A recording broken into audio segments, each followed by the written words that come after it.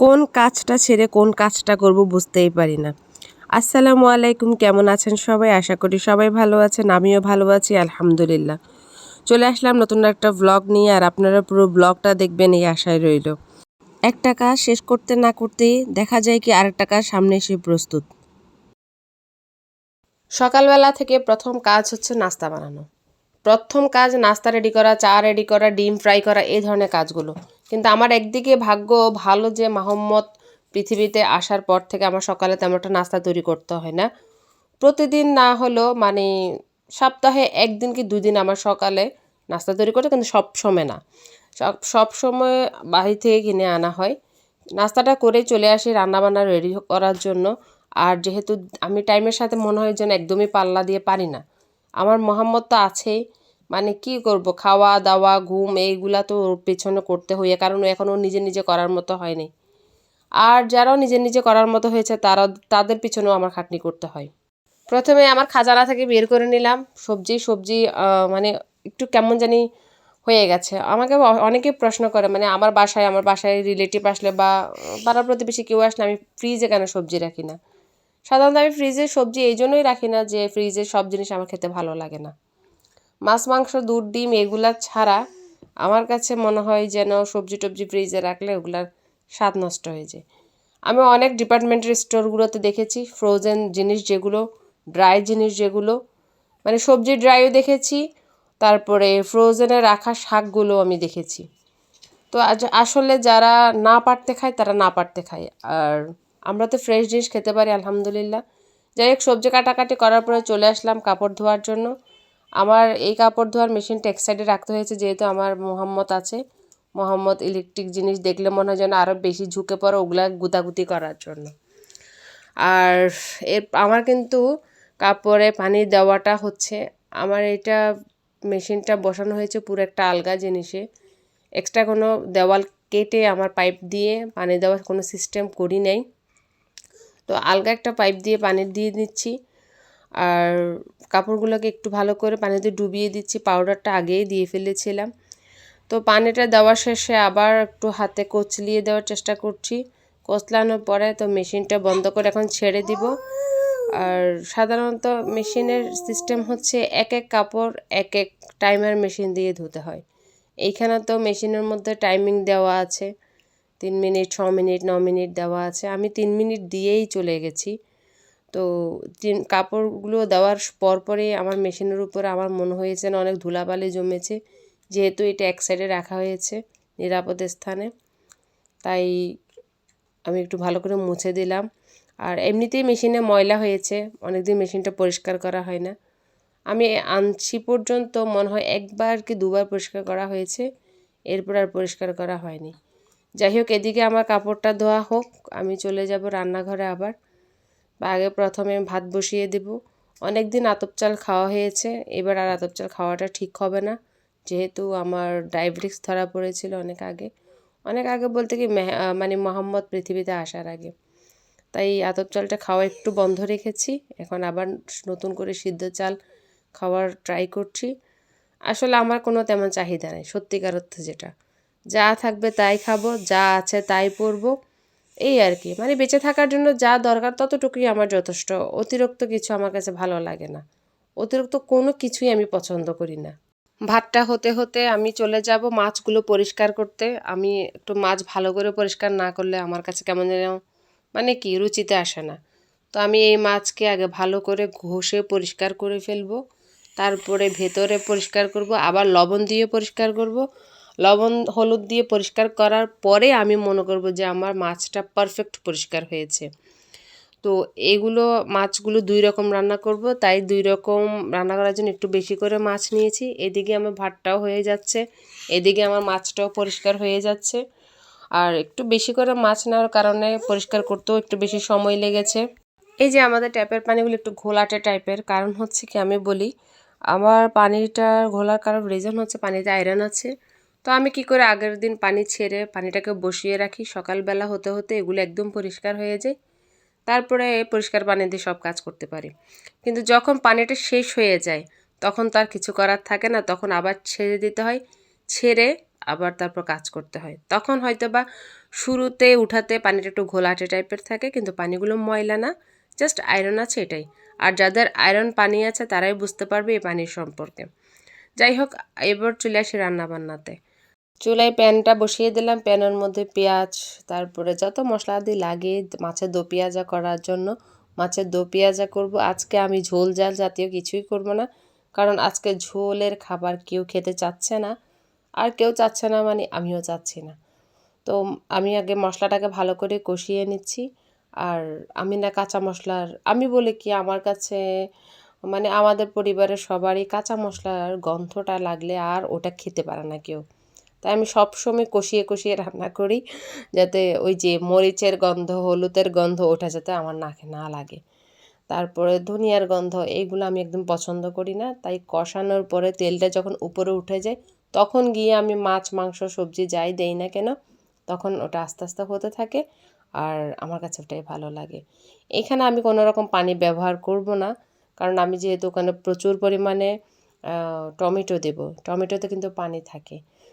আর এখানে তেলের মধ্যে আমি এটা ছোট করে চুলার আঁচ দিয়ে বসিয়ে রাখবো। তারপরে ওই ভাপে ভাপে মাছটা হয়ে যাবে। আর ভাপে ভাপে মাছটা হলে স্বাদটাও ভেতরে থেকে যাবে। আর আরেকদিকে প্যানের মধ্যে বসিয়ে দিব মাছ ফ্রাই করার জন্য, কারণ আজকে আমি এই মাছগুলো ফ্রাই করে মানে বেগুন দিয়ে রান্না করব, কিন্তু ঝোল জাতীয় না, বেগুনটাকেও আমি ফ্রাই করব। বেগুন ফ্রাই, মাছ ফ্রাই একসাথে করে আমি একটা তেল ঝোলে কষা তৈরি করব। এই কষাটা কিন্তু আমার বাসার খুবই পছন্দ। তো একপাশে আমার ওই যে কি হচ্ছে, মাছের দো পেঁয়াজা, আর ভাতটা তো আগেই রান্না করে নিয়েছি। তারপরে সব তো গুছিয়ে গাছিয়ে নিয়ে এলাম রান্না করার জন্য, সেটা তো প্রথমেই দেখিয়েছিলাম। আমার কাছে না কাজ করার সময় যে কোনো জিনিস গুছিয়ে না নিলে আমার কাছে কাজ করে শান্তি লাগে না। ওইখান থেকে একটা, ওইখান থেকে একটা, ওইখানে দৌড়াদৌড়ি করা, এটা আমার একদম ভালো লাগে না। সব কিছু একসাথে গুছিয়ে নিলে জাস্ট চুলায় বসিয়ে দিলাম আর হয়ে গেল। মাছ যেহেতু আমাদের যতটুকু লাগবে তার চেয়ে পরিমাণ একটু বেশি নিয়েছি, কারণ আমি দুই তরকারি দুই রকম করে মাছ রান্না করব বিধায়। বেগুনটাও সেম বেশি করে কেটে নিয়েছি। বেগুনটাও আমি দুই রকম করে মানে আজকে খাবারের জন্য তৈরি করব, সেই জন্য বেগুনটাকে এখানে অর্ধেক ভেজে নিচ্ছি মাছের জন্য, আর অর্ধেক রেখে দিয়েছি। তো আমার এখানে মশলা কষানো হয়ে গেছে, এখন ভাজা বেগুনটা দিয়ে দিলাম। একটু হালকা নেড়ে চেড়ে এইখানে দিয়ে দিব মাছ ভাজাটা, কারণ এইখানে আমি যেহেতু কোনো রকম পানি ব্যবহার করব না, আমি এগুলো মশলাটাকে ভালো করে কষিয়ে তেলটা যখন উপরে উঠে গেছে, তখন আমি গিয়ে এই জিনিসগুলো দিয়ে দিলাম, বেগুন আর মাছগুলো। তো মাছ কিন্তু বেশি না, 3 পিস মাছ, আর বেগুন হচ্ছে তাও এরকম 3-4 পিস। যেহেতু আমার বাসায় আমরা মানুষ খুবই কম, এক পিস করে খেলেও এনাফ, আমি মনে করি প্লেট ভর্তি হয়ে যাবে। তো আমার মাছটা কিন্তু হয়ে গেছে। এই যে ধনিয়া পাতা দিয়ে দিলাম, ধনিয়া পাতা না দিলে তো আসলে খাবারটা ফ্রেশই লাগে না, আর স্মেলটাও সুন্দর আসে না। ধনিয়া পাতাটা দিয়ে আমার মাছটা রান্না কমপ্লিট করে ফেললাম। আর মাছের দো পেঁয়াজা করেছিলাম ঠিক আছে, কিন্তু ধনিয়া পাতাটা দেওয়া হয়নি, এটা পরবর্তীতে দিয়ে দিলাম। আলহামদুলিল্লাহ, আমার দুটা মাছের কালার এত সুন্দর এসেছে, এটা দেখিয়ে বুঝতে পারছেন আমার আর কি বলার থাকে। দুটো মাছের রেসিপি যখন হয়ে গেছে, আর এর পরবর্তীতে যে বেগুনগুলো আছে ওইগুলোর রেসিপিটা শুরু করে দিব। আর বেগুনগুলো আমি বেগুন ভাজা করব, একটু চালের গুঁড়ি দিয়ে করব, কারণ চালের গুঁড়ি দিয়ে করলে বেগুন ভাজাটা তেল কম মানে চুষে নেয়।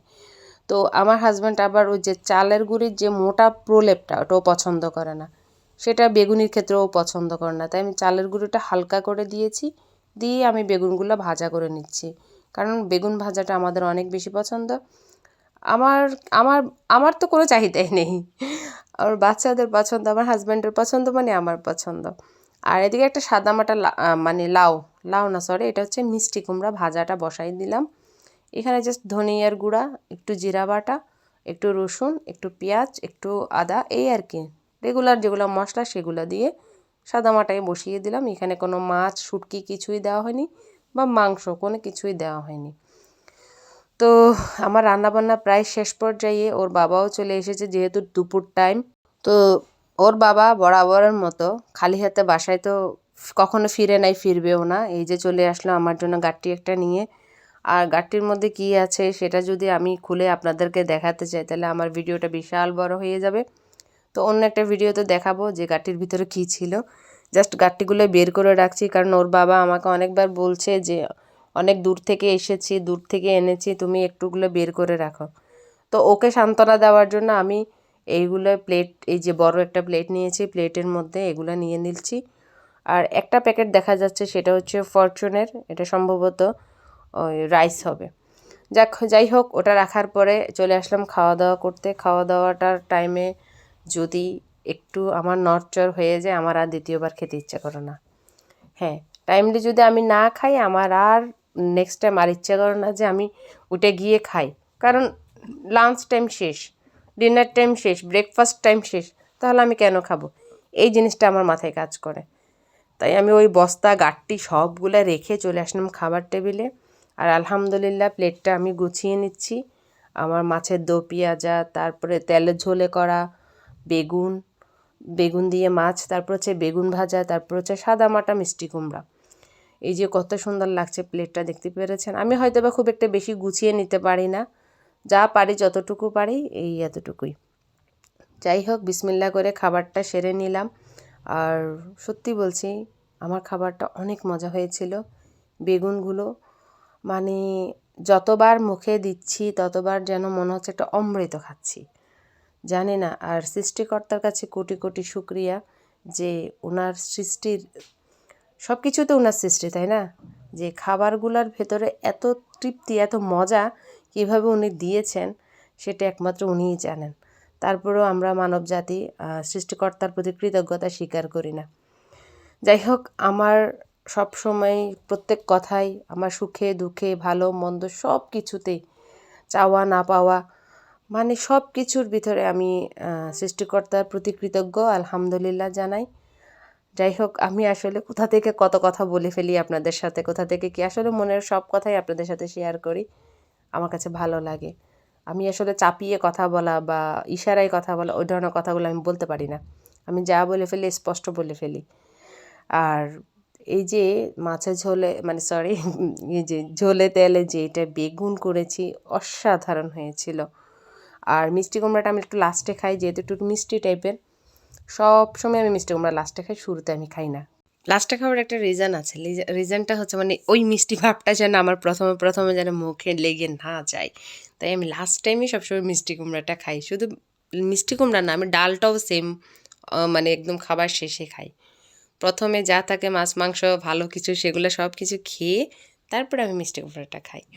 যাই হোক, আমার খাবার শেষ। আমার আজকে একটু মানে কি খাবার ভাতের পরে একটু মিষ্টির গ্রেভি উঠেছিল, কিন্তু আমার ডায়াবেটিস থাকার কারণে আমি খাচ্ছি না, তাই 1 গ্লাস দুধ নিয়ে নিলাম। ওই জাস্ট ওই গ্রেভিটা কমানোর জন্য আমি 1 গ্লাস দুধ নিয়ে নিয়েছি, আর আমি দুধটাই খেয়ে নেব।